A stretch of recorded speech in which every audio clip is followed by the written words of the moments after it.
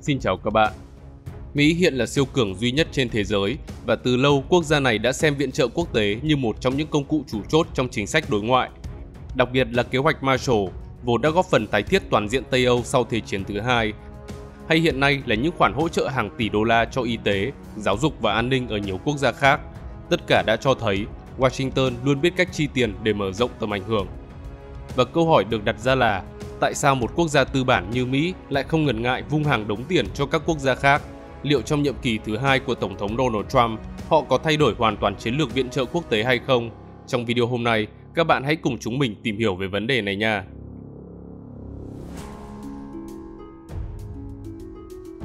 Nước Mỹ chi bao nhiêu tiền cho viện trợ?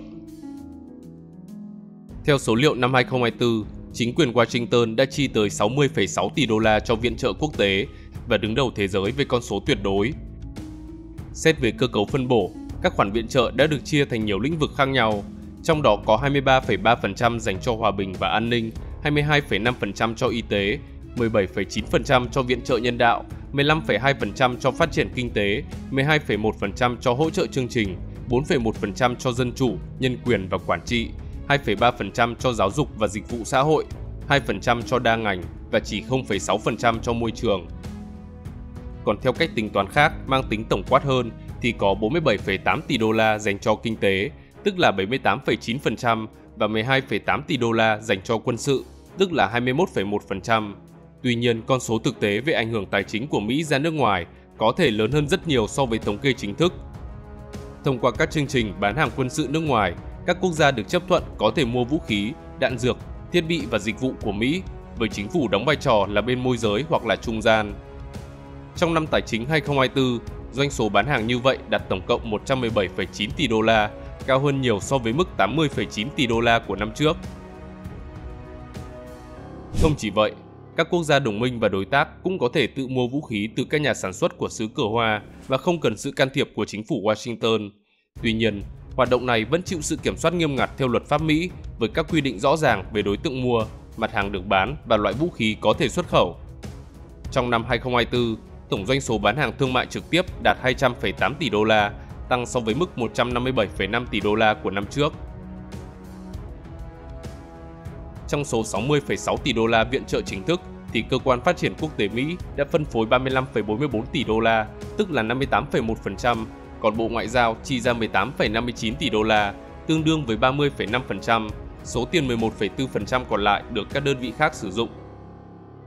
Về các đối tác, chính phủ Mỹ đã giải ngân cho Israel 6,8 tỷ đô la, Ukraine 6,3 tỷ đô la, Jordan 1,7 tỷ đô la, Đài Loan 1,5 tỷ đô la, tiếp theo là Ethiopia, Cộng hòa Dân chủ Congo, Somalia, Nam Sudan, Nigeria, Philippines, Kenya và Sudan. Trong số này, Ukraine đang vướng vào cuộc chiến khốc liệt với Nga. Đây là xung đột lớn nhất châu Âu kể từ sau Thế chiến thứ hai. Còn Israel hiện cũng đang đối đầu với lực lượng Hamas của người Palestine, khiến cho tình hình Trung Đông ngày càng trở nên nóng bỏng hơn. Bên cạnh đó, Jordan là quốc gia đóng vai trò rất quan trọng trong việc gìn giữ ổn định tại khu vực.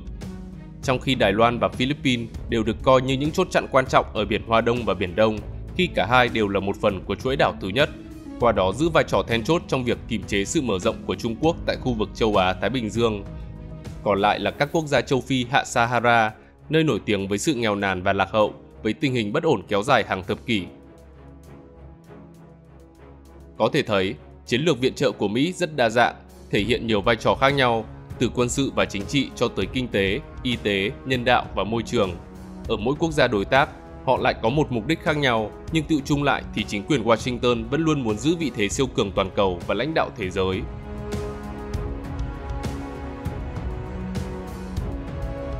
Từ Thế chiến thứ hai đến kế hoạch Marshall. Trong giai đoạn đầu Thế chiến thứ hai, nước Mỹ vẫn giữ thái độ trung lập và không can thiệp trực tiếp vào cuộc chiến. Nhưng sau sự kiện Trân Châu Cảng, họ đã không thể đứng ngoài và chính thức tham gia vào cuộc xung đột toàn cầu. Từ thời điểm đó, nước này nhanh chóng trở thành kho vũ khí của nền dân chủ khi cung cấp hàng loạt trang thiết bị và vật tư cho các nước đồng minh thông qua chương trình cho vay cho thuê.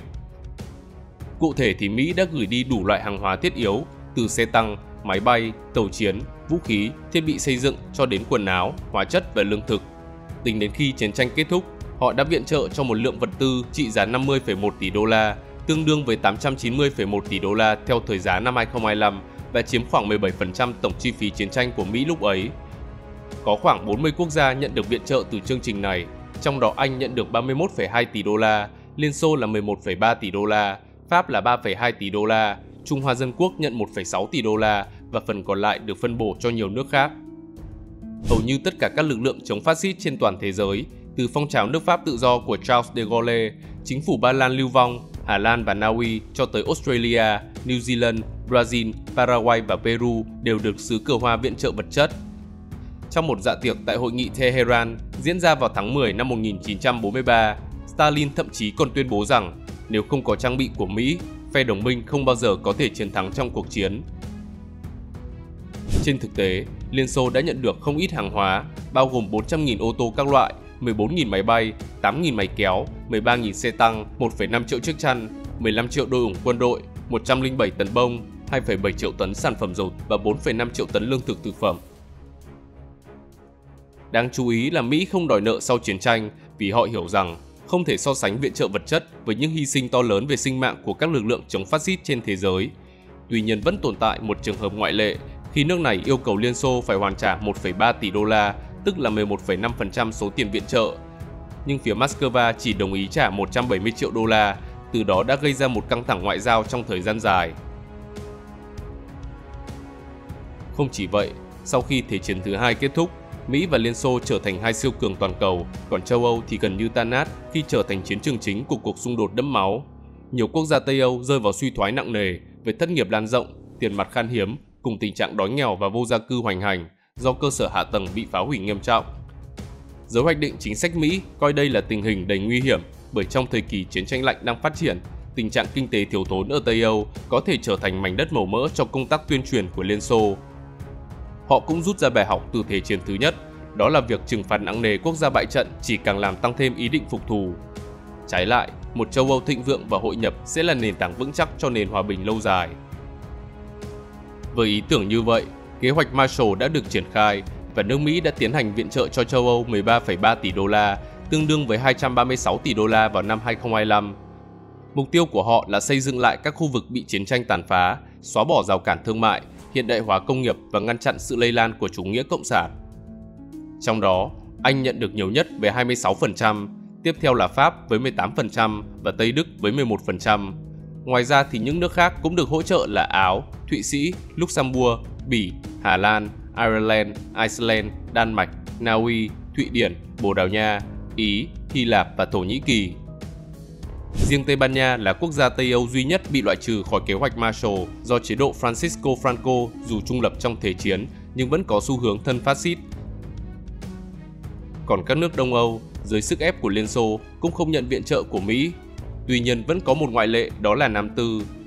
Do mâu thuẫn giữa Tito và Stalin, nước này đã nhìn về phía Tây và bắt đầu nhận viện trợ từ xứ cờ hoa, mặc dù đây không phải là một phần của kế hoạch Marshall. Cũng trong thời gian ấy, Mỹ đã hỗ trợ tích cực cho châu Á. Từ khi chiến tranh kết thúc cho đến cuối năm 1953, nước này đã cung cấp các khoản tài trợ và tín dụng trị giá 5,9 tỷ đô la, đặc biệt là Nhật Bản với 2,44 tỷ đô la, Trung Hoa Dân Quốc là 1,05 tỷ đô la và Hàn Quốc với 894 triệu đô la. Theo sau là các quốc gia như là Philippines, Ấn Độ, Indonesia và Pakistan. Ngoài ra còn có 282 triệu đô la đã được chuyển cho Israel và 196 triệu đô la dành cho các nước còn lại ở Trung Đông. Tất cả các khoản viện trợ trên đều tách biệt với kế hoạch Marshall. Với châu Âu, dự án này không chỉ giúp tái thiết sau chiến tranh mà còn là bước đệm cho tiến trình hội nhập sâu rộng. Các mối quan hệ thương mại cùng sự phụ thuộc lẫn nhau đã đặt nền móng cho sự hình thành của NATO, khối quân sự mạnh nhất thế giới. Chưa dừng lại ở đó, một tác động khác của kế hoạch Marshall là nó đã mỹ hóa một cách tinh vi các nước châu Âu, nhất là Áo, thông qua việc tiếp xúc với văn hóa đại chúng ở xứ cờ hoa với sự gia tăng ảnh hưởng của phim Hollywood và nhạc rock and roll.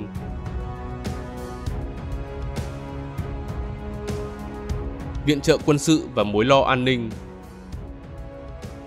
Theo tính toán thì từ khi chiến tranh thứ hai kết thúc vào năm 1946 và sau khi điều chỉnh theo lạm phát thì nước Mỹ đã cung cấp khoảng 4.000 tỷ đô la cho viện trợ nước ngoài, tương đương với 51 tỷ đô la một năm. Số tiền đã thay đổi liên tục theo thời gian, phụ thuộc vào hoàn cảnh địa chính trị, điều kiện kinh tế và ưu tiên quốc gia.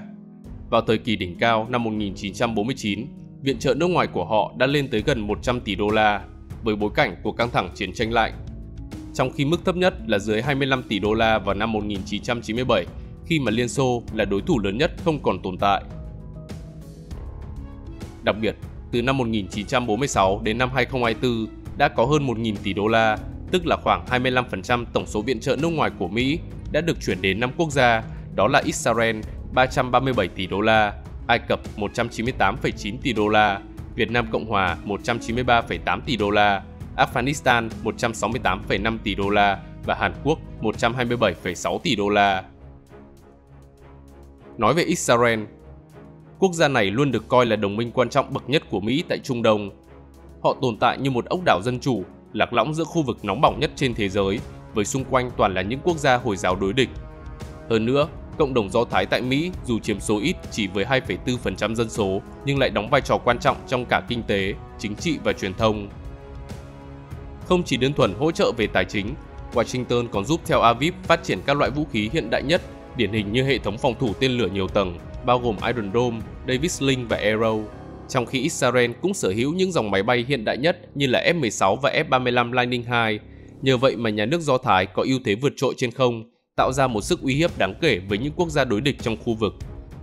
Từ cuộc xung đột kéo dài với Palestine đến cả những lần đem quân vào Liban hay là sự hiện diện quân sự tại Syria hiện nay, tất cả đều được thực hiện với sự giúp đỡ từ Mỹ. Đó là chưa kể đến hệ thống tình báo hiện đại, cung cấp những thông tin chính xác cho quân đội của nhà nước Do Thái.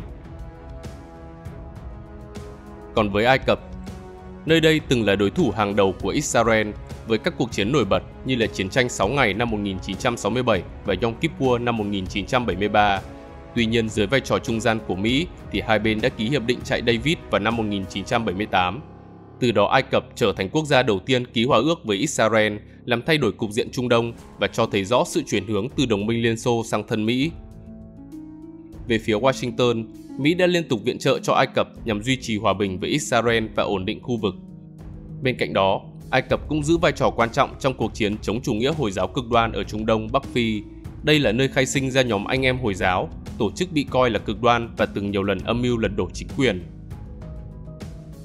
Sau cuộc đàn áp lớn vào năm 2013 khiến cho 638 người thiệt mạng và khoảng 4.000 người bị thương, thì chính phủ Ai Cập đã mạnh tay bắt giữ lãnh đạo cấp cao và tuyên bố nhóm này là tổ chức khủng bố. Thậm chí tuyên án tử hình cho 529 thành viên, điều khiến cho cộng đồng nhân quyền quốc tế phản ứng dữ dội. Thực tế thì Mỹ chủ yếu hỗ trợ nước này trong lĩnh vực quân sự, bao gồm cung cấp vũ khí và đào tạo sĩ quan.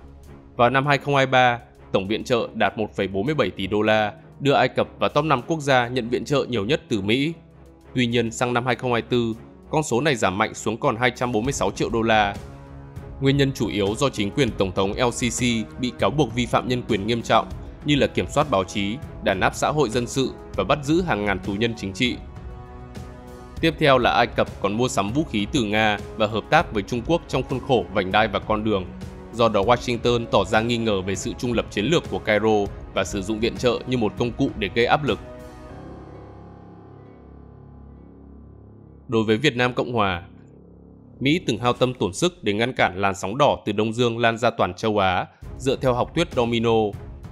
Bên cạnh viện trợ quân sự thì còn có các khoản viện trợ kinh tế như là viện trợ thương mại nhằm hỗ trợ nhập khẩu và hỗ trợ ngân sách nhà nước, hay là viện trợ nông phẩm dưới hình thức hiện vật là lương thực và thực phẩm, và viện trợ theo dự án, có thể bằng tiền hoặc là hiện vật cho từng dự án cụ thể trong các lĩnh vực hành chính, xã hội, kinh tế và văn hóa. Phần lớn trong số này là viện trợ không hoàn lại, trong khi số tiền cho vay rất ít, bao gồm đóng tiền gia nhập Quỹ tiền tệ quốc tế, đổi mới hệ thống viễn thông, phát triển đội tàu hỏa, mở rộng hệ thống dẫn nước từ sông Đồng Nai về Sài Gòn, xây dựng một nhà máy nhiệt điện ở Thủ Đức và hỗ trợ chương trình người cày có ruộng. Tuy nhiên, Việt Nam Cộng Hòa lại sử dụng viện trợ rất phung phí và kém hiệu quả. Nhà báo William J. Lederer đã từng nhận xét rằng kẻ thù tồi tệ nhất của Mỹ trong cuộc kháng chiến chống Mỹ là nạn tham nhũng của Việt Nam Cộng Hòa, khi mà hàng tỷ đô la viện trợ kinh tế và quân sự đã bị tham ô rồi bán ra chợ đen. Trong thời kỳ này, quy mô buôn lậu vũ khí lên tới hàng tỷ đô la với sự tham gia của đầy đủ các thành phần, từ quan chức và doanh nhân Việt Nam Cộng Hòa đến thương nhân Mỹ, Đài Loan, binh lính Mỹ, Hàn Quốc và Philippines, v.v. Ngay cả Mặt trận Giải phóng Dân tộc miền Nam Việt Nam cũng đã tận dụng thị trường chợ đen để mua sắm các loại vũ khí của địch và dùng chúng để chống lại chính lực lượng quân đội của Mỹ. Đối với Afghanistan, bước sang thế kỷ 21, mối lo của Washington là chủ nghĩa khủng bố. Trong đó chính quyền Taliban ở Afghanistan đã dung dưỡng cho tổ chức Al-Qaeda của Osama Bin Laden. Đây là lý do mà Tổng thống George Walker Bush đã phát động cuộc chiến vào năm 2001. Mặc dù giành thắng lợi áp đảo trong giai đoạn đầu nhờ hỏa lực vượt trội và lợi thế trên không, nhưng rồi quân đội Mỹ lại gặp phải những tổn thất đáng kể. Taliban áp dụng chiến thuật du kích, thực hiện các cuộc tấn công tự sát ở nhiều thành thị và trả thù những người cộng tác với chính phủ mới của Afghanistan. Không chỉ vậy, do cộng đồng người Pashtun sinh sống đông đảo ở bên kia biên giới Pakistan nên lực lượng Taliban có thể chạy trốn sang nước láng giềng và chờ đợi thời cơ thuận lợi để quay trở lại. Địa hình đồi núi phức tạp ở khu vực này càng làm cho những nỗ lực truy quét của quân đội Mỹ gặp nhiều khó khăn. Đến năm 2007, Taliban đã chiếm lại được phần lớn Afghanistan và để đáp trả thì Liên minh quân quốc tế đã gửi đi một lượng quân lớn với chiến lược dọn dẹp và giữ vững các làng mạc và thị trấn. Nhưng về lâu về dài, khoản tiền chi cho chiến tranh ngày càng phình to, để rồi đến năm 2021, đúng 2 thập kỷ sau khi những người lính Mỹ đặt chân đến Afghanistan, họ đã buộc phải rời đi và để lại cảnh hỗn loạn tại quốc gia Nam Á. Còn Hàn Quốc là một câu chuyện khác. Sau Thế chiến thứ hai, bán đảo Triều Tiên bị chia làm hai, với Liên Xô nắm giữ phần phía Bắc và Mỹ kiểm soát phía Nam. Nền kinh tế của Hàn Quốc lúc này gặp rất nhiều khó khăn khi phụ thuộc hoàn toàn vào nông nghiệp, còn phần lớn trữ lượng tài nguyên và cơ sở công nghiệp nặng đều nằm ở miền Bắc. Do đó nguồn viện trợ từ Washington đóng vai trò rất quan trọng, giúp cho chính quyền Seoul có thể đứng vững. Nhưng rồi ở Bình Nhưỡng, Kim Nhật Thành đã phát động cuộc chiến tranh và đem quân tiến về phía Nam. Xung đột kết thúc với thiệt hại nặng nề cho cả hai bên. Ở phía Hàn Quốc, thủ đô Seoul và nhiều thành phố lớn khác đã bị phá hủy nghiêm trọng. Các nhà máy, hầm mỏ, hệ thống tưới tiêu, nhà cửa và làng mạc đều bị tàn phá nặng nề, khiến cho người dân rơi vào cảnh nghèo đói. Nhận thấy tầm quan trọng của bán đảo Triều Tiên, Mỹ đã tích cực hỗ trợ và giúp Hàn Quốc vượt qua cơn khó khăn. Nhưng xứ cờ hoa không thể mãi đóng vai trò là một nhà viện trợ hào hiệp. Bản thân các nhà lãnh đạo ở Seoul cũng đã nhận thức điều này, nhất là khi tướng Park Chung-hee lên nắm quyền vào năm 1961. Ông đã tích cực đưa quân đội Hàn Quốc sang tham chiến tại Việt Nam và nhận lại 5 tỷ đô la. Mỹ cũng đã tích cực đầu tư vào xứ sở kim chi và hậu thuẫn để nước này vay vốn tín dụng từ các tổ chức tài chính quốc tế một cách dễ dàng. Cộng với chính sách kinh tế đúng đắn, nơi đây đã nhanh chóng tăng trưởng rồi trở thành một con rồng châu Á và dần thoát khỏi sự lệ thuộc vào viện trợ. Dẫu vậy, quân đội Mỹ vẫn tiếp tục ở lại, đóng vai trò như một trụ cột an ninh tại Đông Á.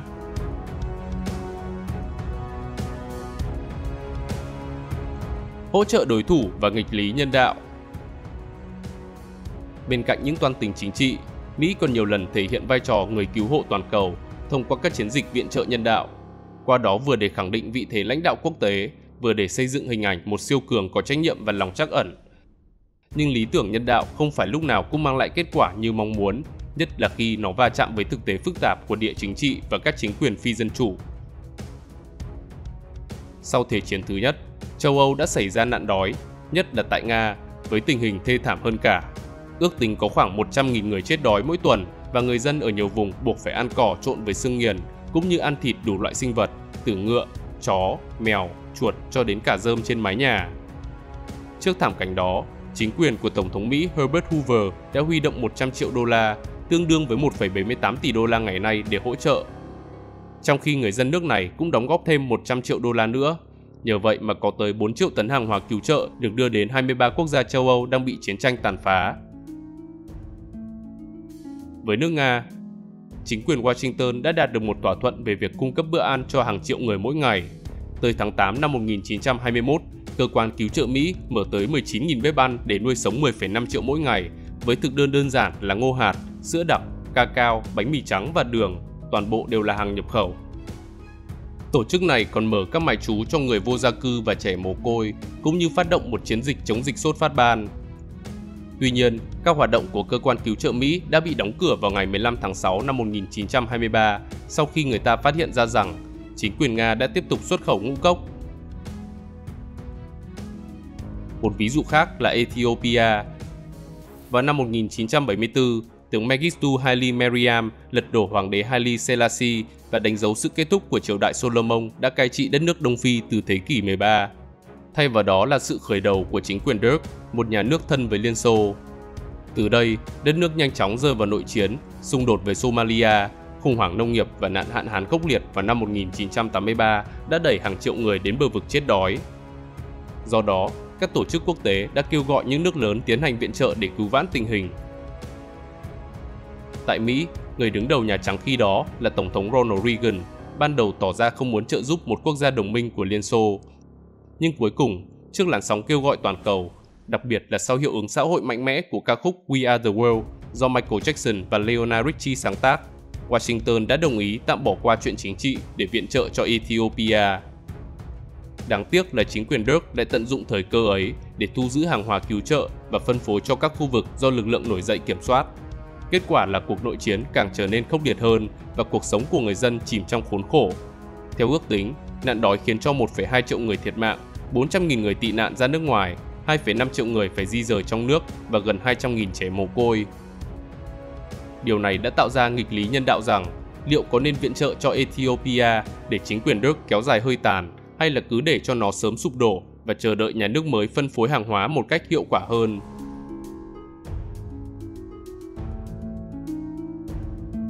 Chiến lược viện trợ và nước Mỹ là trên hết.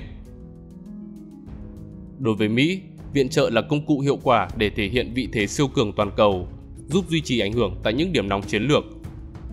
Ví dụ rõ rệt nhất là ở Trung Đông. Việc cung cấp hàng tỷ đô la mỗi năm cho Israel, Ai Cập và Jordan không chỉ để hỗ trợ phát triển mà còn để duy trì liên minh, đảm bảo rằng những quốc gia này sẽ tiếp tục đứng về phe Washington trong các vấn đề quốc tế, đồng thời tạo thế cân bằng trước các đối thủ khu vực là Iran. Tương tự như vậy, đây còn là một công cụ để kiềm chế Nga và Trung Quốc, giúp ngăn chặn các đối thủ mở rộng tầm ảnh hưởng. Tại châu Âu, Mỹ đã viện trợ cho Ukraine hàng trăm tỷ đô la nhằm đưa Nga vào một vũng lầy.